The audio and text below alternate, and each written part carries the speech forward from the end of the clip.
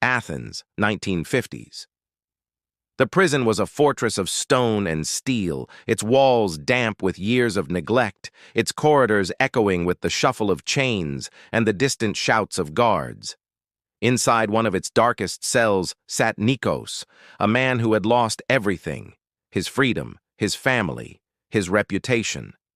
Once a schoolteacher admired for his sharp mind, he had been accused of political dissent during a time of unrest. Evidence was flimsy, the trial rushed.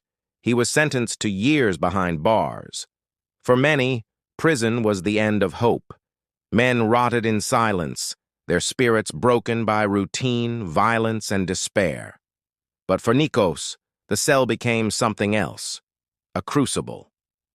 Deprived of books, paper, and chalkboards, he began to teach himself again, this time from memory.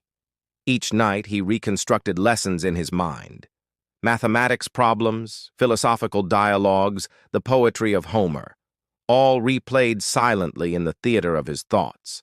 To keep his sanity, he debated himself, posed questions, sought answers, and rebuilt the classrooms he had lost. Slowly, the walls no longer felt like boundaries.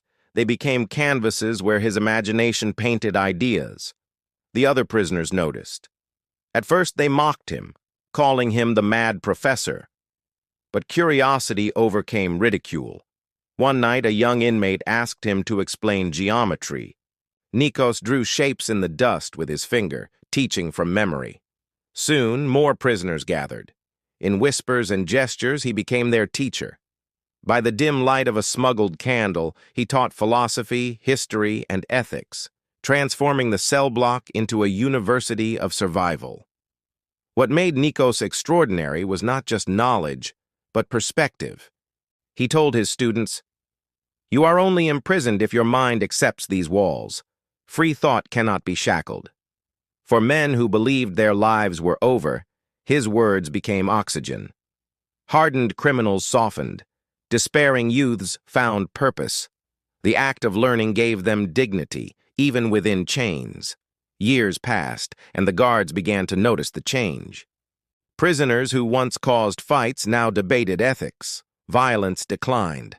The warden, baffled, allowed Nikos to continue, realizing that education was doing what punishment never could: reshaping souls. When Nikos was finally released, he walked out into a world that had forgotten him.